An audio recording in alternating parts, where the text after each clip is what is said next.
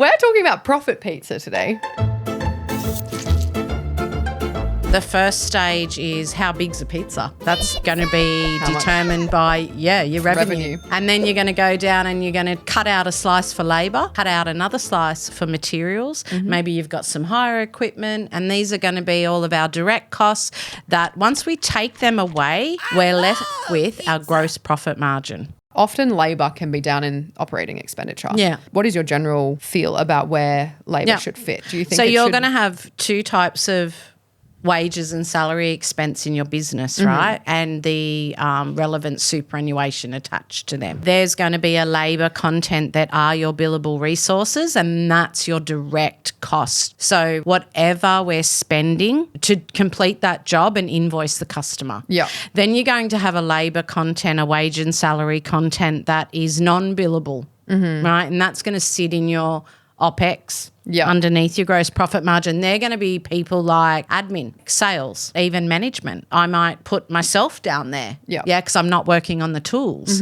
And so that would be definitely better to see split. So then we understand our gross profit being what we have to spend to make that money. So when we go back to our pizza, let's say that looks like 60%. Please don't use these.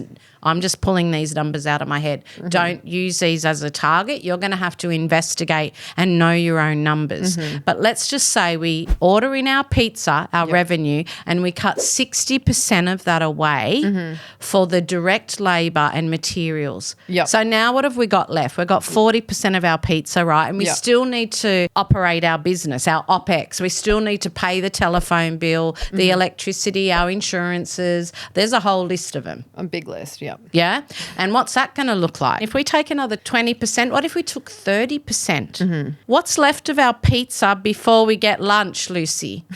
10%. That's not the pizza I ordered for lunch. Not the pizza you ordered for lunch. And I think about that 10% that's left over, and that 10% represents our net profit margin. And then that net profit slice, you are potentially paying directors' drawings or a director's wage, which doesn't get included sometimes in that profit and loss listing of expenses. And then you've also got loan repayments if you've got finance vehicles, income tax, and then your quarterly obligations as well. So there's often more expenses that come out of that net profit line, which is often why people are saying to me, like, that final slice isn't translating to cash that I'm retaining into the business. That's right. So you could flip that whole approach on its head, right?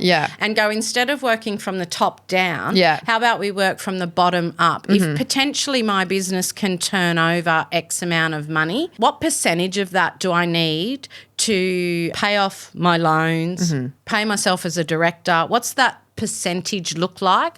I want that net profit first. So I'm going to cut that away first. Let's just say that's 30%. Right? I want 30% out of this business to invest in the future, to pay off my debts, to grow. So I'm left now with 60% of my pizza because I'm flipping my approach around. I've got all these cost centres. How do I make that work with the current 60% of my pizza left? Challenging for business owners, but creative, We've got to firstly know our numbers. That's the key. That's the key. If we've got fixed costs and we've got variable costs will increase as our revenue grows or decrease if we don't see the revenue come in. But fixed costs are going to stay the same no matter what we're earning every month. Nice to think about and identify where they are and know how much they are. I think the key to the key to the pizza profit approach is know your numbers.